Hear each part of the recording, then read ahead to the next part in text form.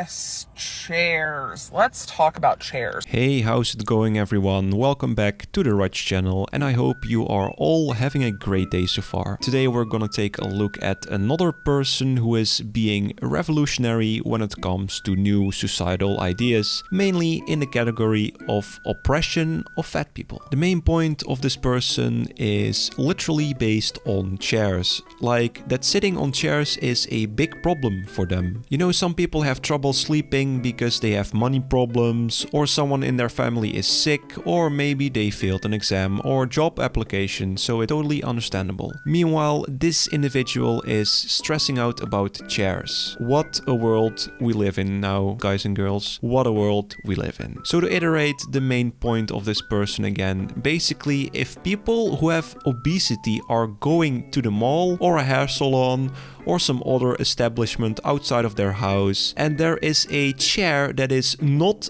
XL sized, that is pretty much the end of the world for them and is literally a sign of them being oppressed. So the video we are going to discuss today is a video that went viral and it's pretty much a person ranting in a car about how oppressive chairs are. They just determined on one day that it's absolutely crucial to, you know, finally stand up to the evils of society right inside of their car. I just don't understand the victim card. Like, people victimize themselves so quickly these days and pretty much blame everything on society as a whole, or blame it on a poor object that has nothing to do with anything. Make sure to comment hashtag justice for chairs down below so you guys can give some support to the poor chairs in this story. Anyways, make sure to smash like and subscribe for my 50 subscriber goal. Grab some popcorn and enjoy the show. Yes, chairs. Let's talk about chairs.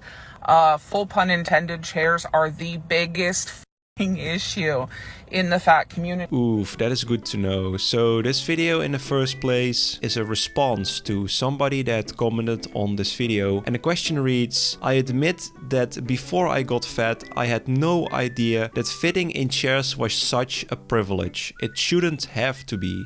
Jesus Christ, imagine thinking this. Like, bro, you do know that you aren't born into this world so wide that you can't even fit in a chair anymore, right? Now, I get it. Going to the gym is really hard and you need to have a high volition to do so. I'm pretty lazy myself, so I understand. But if you can't even sit in a chair, you kinda have to step up and make that change within yourself to be healthy again. The amount of public spaces like doctors' offices, malls, what the f ever, places that have seating, restaurants, etc., never ever have accessible seating.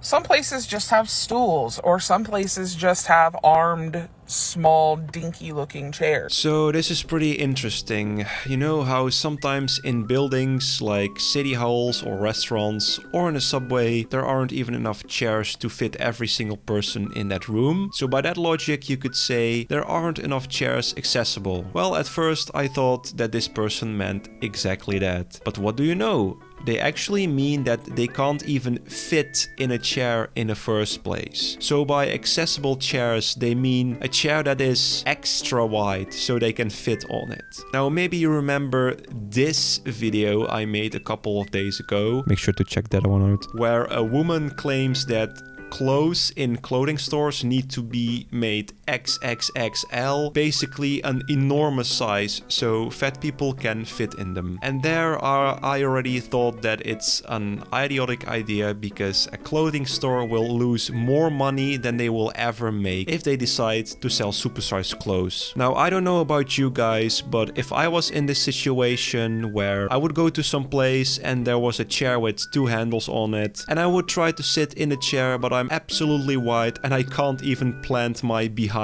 without breaking it, I would be in absolute shambles. I see myself being angry at my own level of unhealthiness and would definitely consider doing sports at that point. My laziness in this matter would dissolve immediately because the embarrassment of not being able to sit in a chair, I don't know, I just wouldn't be able to handle that at all. Now, to put things into more perspective here, let me tell you an example. So imagine I'm a bodybuilder, right? And I have really big muscles. but all of a sudden I get an injury and I'm not able to be a bodybuilder for at least 2 years. After those 2 years, I decide to pick up where I left off. There is absolutely no way that I would be able to lift the same amount of weights that I was able to before, right? So if I try to lift that weight and fail by doing so, I'm not gonna say, hey, make this set of weights more accessible, please. Or something like, hey, wait a minute, this set of weights is oppressing me and other people who have really small muscles. That's just not how the world works, okay? I would just start with the exercise again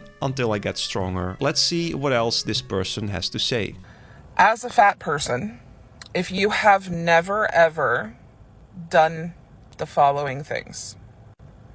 If you have never looked at a picture of a restaurant on Google Maps to try and figure out if the seating would be accessible to your size. Wow, do you really have to do that? Wake up every morning and check on Google Maps if the restaurant you want to go to has chairs that fit you? I don't know about you guys, but since when do restaurants even have a chair size in their information page? I'm still surprised that at this point in time, you won't look in the mirror and ask yourself, what are you actually doing in life? For starters, why not just go to the supermarket and buy some fruits and vegetables and maybe some meat and cook the food yourself? That's already way healthier than going to the restaurant and also probably way less expensive too. It's perfectly fine to be okay with your own weight though, but don't expect society all around you to change just to suit your needs. If you've never broken a chair in a public space especially, if you've never had to second guess whether or not it was okay to sit down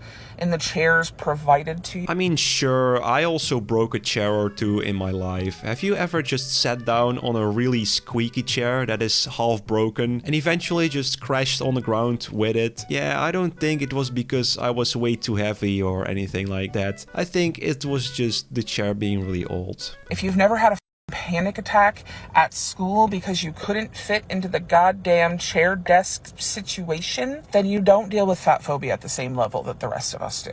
Well now, it's a personal problem though. I mean, there is nothing wrong with having a panic attack, but the chairs shouldn't be blamed for this. Again, hashtag justice for chairs. And this is just one example. There are a plethora of other examples I could give you, but this one is really important. Like, I've literally broken a chair at a friend's wedding reception.